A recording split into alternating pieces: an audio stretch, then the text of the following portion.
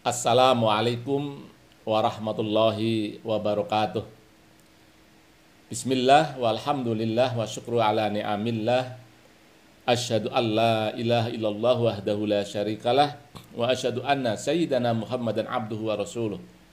Allahumma sholli ala sayyidina Muhammadin wa ala alihi wa sahbihi ajma'in, amma ba'd. Para pemirsa, setiap bulan Ramadan, alhamdulillah kita telah melaksanakan puasa Ramadan. Pertanyaannya, apakah puasa yang kita lakukan di setiap bulan Ramadan itu sah atau tidak? Atau diterima atau tidak oleh Allah Subhanahu wa taala? Atau dalam bahasa yang lain, berpahala atau tidak? Nah, ini saya kira sebuah pertanyaan yang penting kita jadikan bahan renungan buat kita sekalian. Di dalam kitab At-Taqriratus Sadidah, karya Asy-Syaikh Al-Habib Hasan bin Ahmad bin Muhammad Al-Kaf, ada sebuah judul, yakni Mubtilatus Saumi, hal-hal yang membatalkan puasa. Di dalam beberapa halaman ini ada beberapa penjelasan yang penting untuk kita jadikan bahan renungan. Apakah puasa kita itu berpahala atau tidak? Atau bahkan sah atau tidak? Batal atau tidak? Tetapi sebelum sampai ke sana, ada beberapa hal yang juga disampaikan oleh pengarang kitab ini. Yang pertama adalah bahwa beliau mendefinisikan puasa sebagai menahan diri dari segala yang membatalkan puasa semenjak terbit fajar hingga terbenam matahari. Kemudian yang kedua, puasa itu harus diniati secara khusus lainnya. Ini ada dua unsur yang penting saya kira di dalam definisi puasa menurut Asy-Syaikh Al-Habib Hasan bin Ahmad bin Muhammad Al-Kaf. Yakni yang pertama adalah bahwa puasa itu adalah menahan diri dari segala yang membatalkan puasa. Lalu yang kedua, puasa itu dilakukan dengan niat yang khusus. Nah, kalau niat khusus ini sudah kita sampaikan di video yang lain. Kemudian yang penting adalah kita harus mengerti hal-hal yang dapat membatalkan puasa atau hal-hal yang bisa membuat puasa itu tidak bernilai atau tidak berpahala. Kemudian yang kedua, di dalam kitab ini juga disampaikan bahwa ibadah puasa Ramadan ini disyariatkan pada tahun kedua Hijriah. Sehingga ketika Rasulullah Muhammad SAW masih berada di Mekah sebelum hijrah, maka belum ada syariat puasa Ramadan.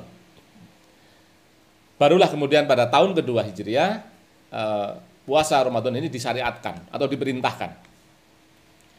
Maka kalau dihitung, Rasulullah itu menjumpai Ramadan 9 kali.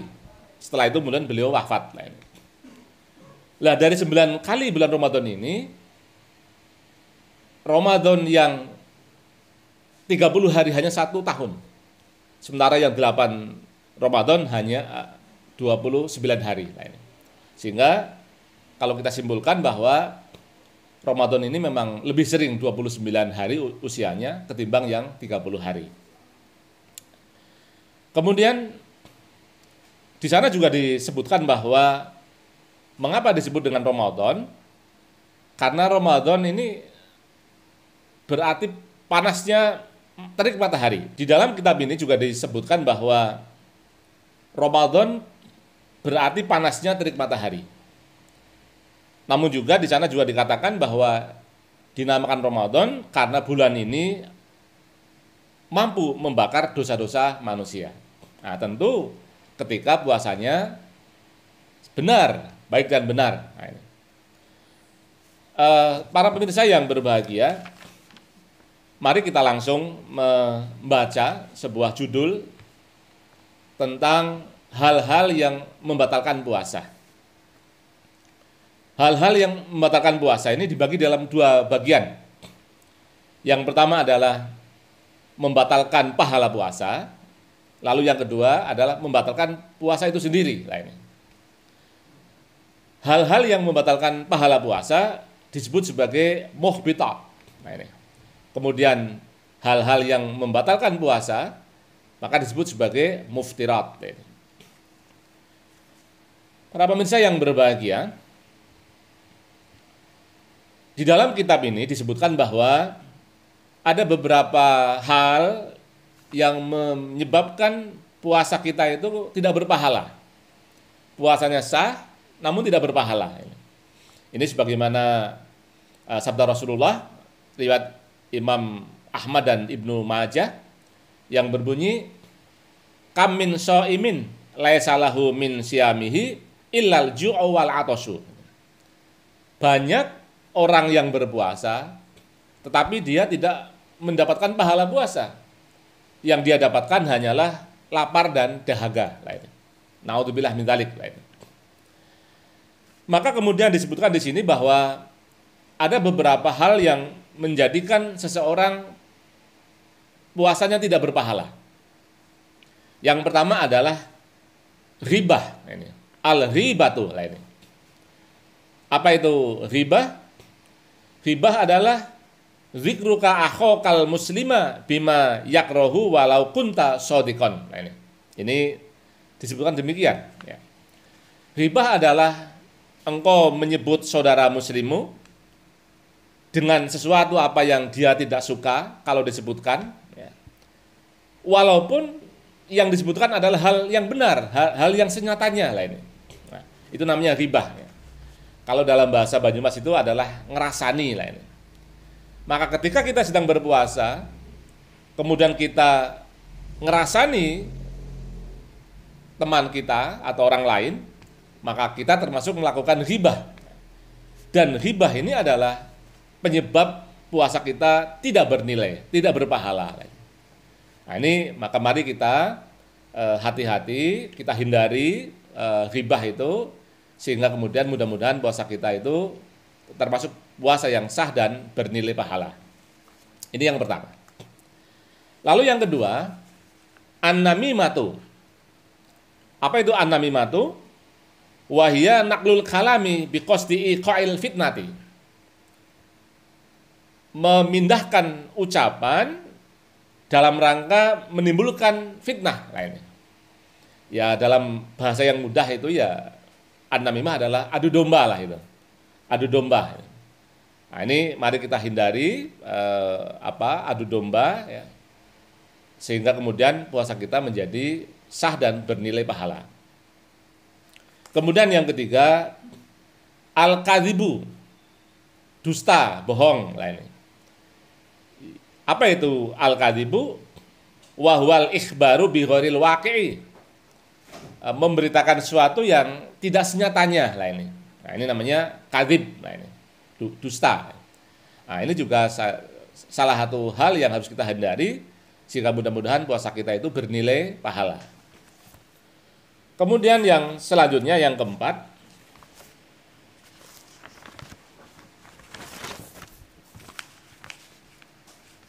an-nadhru lima yahrumu aw lima yahillu bisyahwatin. Memandang terhadap apa yang diharamkan dipandang atau memandang sesuatu yang halal dipandang tetapi dengan syahwat lah ini. Ini juga termasuk perilaku yang menjadikan puasa kita tidak bernilai pahala. Memandang sesuatu yang haram dipandang atau memandang sesuatu yang halal dipandang dengan syahwat lah ini. Ini saya kira sudah jelas, tidak perlu kita jabarkan lagi, sehingga mari kita hindari ini sehingga mudah-mudahan puasa kita bernilai pahala. Kemudian yang kelima, al-yaminul kadhibatu. Sumpah palsu. Nah, sumpah palsu juga merupakan perilaku yang menyebabkan puasa kita tidak bernilai pahala. Kemudian yang keenam, adalah qauluz zuri wal fuhsyu wal amalu bihi. Ini. Ucapan yang buruk, ucapan yang kotor itu, dan perilaku buruk. Nah ini. Perbuatan buruk lah ini. Ini juga menyebabkan puasa kita tidak bernilai pahala. Nah, itulah 6 hal yang tertulis dalam kitab ini yang menyebabkan puasa kita itu menjadi tidak bernilai pahala, sehingga kemudian kita bagikan puasa hanya mendapatkan lapar dan dahaga. Mudah-mudahan setelah kita memahami ini, mudah-mudahan puasa kita menjadi puasa yang lebih baik lagi dengan menghindari 6 hal tadi itu. 6 hal tadi itu. Para pemirsa yang berbahagia, kemudian selanjutnya kita sampaikan hal-hal yang membatalkan puasa. Ada beberapa hal yang membuat puasa kita itu menjadi batal. Yang pertama adalah ar-riddatu, murtad. Nah ini. Nah, ketika seorang, naudzubillah min dzalik ya, ketika seorang itu murtad ya, apakah murtad secara ucapan, murtad secara perbuatan ya, atau murtad secara keyakinan ya, mengingkari kebenaran Islam ya, maka dia adalah murtad. Maka kalau itu dilakukan oleh orang yang sedang berpuasa, maka puasanya otomatis batal. Naudzubillah min dzalik. Lalu yang kedua,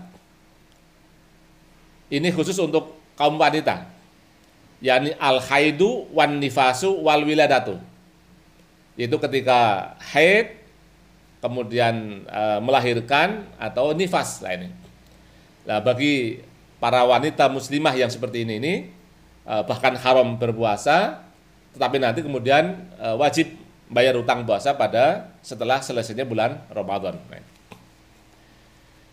Lalu yang ketiga, al-jununu, gila. Ketika seorang itu gila, maka dia batal puasanya. Bagi seseorang muslim atau muslimah yang kemudian lagi puasa lalu gila, maka dia tidak berkewajiban untuk membayar utang puasa karena gila. Ya kecuali kemudian gilanya hanya sebentar lalu sembuh, maka kemudian masih ada waktu untuk membayar utang puasa, maka dia berpuasa membayar utang puasa yang ditinggalkan karena gila itu tadi. Membayar puasa yang batal karena gila itu tadi. Kemudian yang keempat, al-ihma'u wasyukru. Boleh kita terjemahkan dengan pikun ya, linglung, pingsan begitu, atau mabok lah gitu. Nah, ketika ada seorang ya sedang berpuasa kemudian pikun, linglung, atau pingsan atau mabok. Cuman ini ada dua pendapat. Ada yang mengatakan sekalipun itu hanya sebentar, maka puasanya batal. Ada juga yang berpendapat bahwa pikun, linglung, pingsan dan mabok itu seharian penuh, barulah batal puasanya lah gitu. Ini saya kira kita harus memahami bahwa memang ada dua pendapat dalam hal ini. Ada yang mengatakan ketika seorang itu pikun, linglung, pingsan dan atau mabok, itu maka otomatis batal puasanya walau pikun, linglung, pingsan atau mabok itu sebentar. Tapi ada juga yang berpendapat bahwa itu batal puasanya manakala itu terjadi seharian penuh lah begitu. Kemudian yang kelima, jima atau bersetubuh. Nah, ini bukan hanya batal, tetapi ini sungguh berat kafarotnya atau dendanya. Maka mari kita berusaha keras untuk tidak melakukan jima ketika kita sedang berpuasa Ramadan. Nah, kemudian selanjutnya yang menjadikan puasa kita batal adalah usulu ainin min manfadin maftuhin ilal jaufi. Ya. Sampainya ain, sampainya sesuatu ya, min manfadin maftuhin, melalui lubang-lubang terbuka, ilal jaufi, sampai ke dalam lah ini. Nah, ini hal ini nanti panjang lebar ya penjelasannya. Jadi kita tentu harus lebih cermat lagi dalam hal ini. Perlu kami jelaskan bahwa sesuatu tadi itu adalah bisa berupa benda padat atau benda lunak atau benda cair atau bahkan asap lah ini. Ini sesuatu ya. Masuknya sesuatu itu tadi artinya adalah bisa benda padat, bisa benda lunak, bisa benda cair atau bisa berupa asap. Maftuh, nah, lubang yang terbuka, nah, atau dalam bahasa yang lain rongga badan. Nah, lubang yang terbuka ini ada 9 lubang.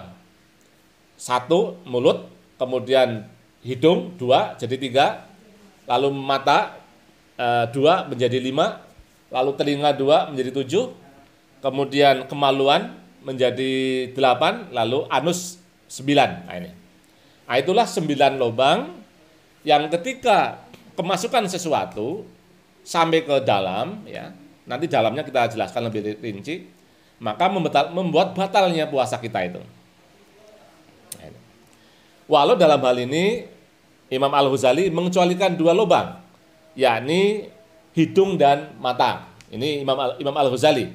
Tapi kalau Imam Syafi'i 9-nya itu termasuk disebut sebagai manfaat maftuh yang ketika kemasukan sesuatu itu menjadikan batal puasanya. Para pemirsa, agar lebih jelasnya, mari kita lakukan studi kasus. Yang pertama adalah kasus suntik misalnya ini, kasus suntik ini. Secara umum suntik ini boleh kalau darurat. Nah, ini. Tetapi nanti menjadi tidak boleh, menjadi membatalkan puasa. Pertama ketika obat yang disuntikkan itu masuk dalam perut. Nah ini maka batal puasanya. Sedangkan obat yang disuntikkan ke otot, nah itu tidak membatalkan puasa. Seperti inilah penjelasan di dalam kitab ini.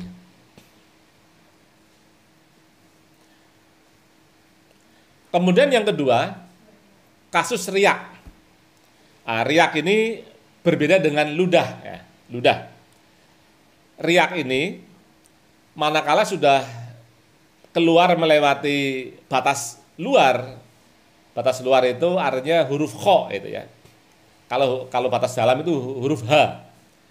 Ketika riak ini sudah keluar melewati huruf kho, lalu ditelan, maka batalah puasanya. Sekarang tinggal ludah. Ludah ini asal belum keluar dari mulut, belum sampai ke bibir itu, dan kemudian ludah itu masih murni, maka ketika ditelan, walaupun sedang berpuasa, ini tidak batal. Dengan syarat ludahnya masih murni. Murni itu artinya misalnya belum kecampuran sisa-sisa makanan misalnya. Dalam bahasa Banyumas itu misalnya belum bercampur dengan selilit yang ada di sela-sela gigi misalnya. Atau sisa-sisa makanan yang ada di rongga mulut. Nah, ketika ludah sudah bercampur dengan sisa-sisa makanan yang ada di rongga mulut atau di sela-sela gigi, maka itu apabila ditelan, maka batalah puasanya. Atau misalnya ludah itu bercampur dengan darah yang keluar dari gusi misalnya. Nah, maka apabila ludah sudah bercampur dengan darah yang keluar dari gusi, lalu ditelan, maka ini pun menyebabkan batal puasanya. Kemudian kasus masuknya air ketika mandi. Ini dibedakan antara mandi yang disyariatkan atau mandi yang bukan disyariatkan. Mandi yang disyariatkan misalnya begini. Seseorang junub, ya. Lalu kemudian mandi. Ya. Mandi dilakukan pada saat sedang berpuasa. Maka ketika kemasukan sesuatu, air misalnya, tanpa disengaja, maka puasanya tidak batal. Karena mandinya adalah mandi yang disyariatkan. Tapi kalau mandinya adalah mandi yang tidak disyariatkan, misalnya mandi dalam rangka ngadem, dalam rangka membuat dingin badan, maka kalau itu kita tidak sengaja minum air, walaupun tidak sengaja, maka ini membatalkan puasa. Ini batal puasanya karena terjadi pada saat mandi yang tidak disyariatkan. Contoh lain misalnya mandi Jumat. Nah, mandi Jumat ini kan mandi yang disyariatkan. Maka ketika kita mandi Jumat, ya mau sholat Jumat, mandi dulu begitu, lalu tidak sengaja lalu minum air misalnya. Nah, maka itu tidak batal puasanya karena mandinya adalah mandi yang disyariatkan. Ini contoh lain lah saya kira begitu. Demikian pula ketika berkumur-kumur. Kalau berkumur-kumur itu dilakukan dalam rangka berwudu, yang wudunya adalah wudu yang disyariatkan, misalnya wudu mau sholat begitu. Ini kan wudu yang disyariatkan. Maka ketika tidak sengaja lalu ngeleg air begitu, maka itu tidak batal puasanya. Tapi kalau berkumur-kumur dalam rangka misalnya agar mulutnya bersih begitu, bukan untuk urusan sholat atau urusan membaca Al-Quran gitu, maka ini batal puasanya ketika kemudian tidak sengaja ngeleg air wudhu lah gitu. Dan beberapa hal yang lain, masih banyak sekali contoh-contoh kasus ya yang membuat seorang itu batal puasanya. Termasuk misalnya karena melakukan istimna misalnya. Ya. Istimna itu artinya mengeluarkan air mani dengan sengaja. Ini juga membatalkan puasa. Kemudian misalnya contoh lain, sengaja muntah misalnya, atau dalam bahasa Arab disebut dengan al-istiqoah misalnya. Nah, kalau sampai keluar muntahnya dan itu disengaja, maka itu juga membatalkan puasa, walaupun sedikit yang keluar dari mulut kita. Maka dari itu kita tidak boleh menyengaja memuntah, tidak boleh menyengaja muntah. Kalau muntah tidak disengaja itu tidak batal. Hanya saja ketika kita akan sholat, ya, karena muntah itu adalah najis, maka kita harus membersihkan mulut. Ya. Karena mulut yang terkena muntah itu adalah mulut yang muntah najis, maka harus dibersihkan sehingga suci kembali. Nah, itulah beberapa hal yang membatalkan puasa. Mudah-mudahan ini menjadi pengertian buat kita sekalian, sehingga kita lebih hati-hati, sehingga mudah-mudahan puasa kita sah, dan puasa kita diterima oleh Allah Subhanahu wa Ta'ala. Saya kira itu yang dapat saya sampaikan pada video ini tentang hal-hal yang membatalkan puasa dan hal-hal yang menghapus pahala puasa. Mudah-mudahan puasa kita sah dan pahalanya sempurna. Amin ya rabbal alamin. Subhanakallahumma wa bihamdika asyhadu an la ilaha illa anta astaghfiruka wa atubu ilaik. Wassalamualaikum warahmatullahi wabarakatuh.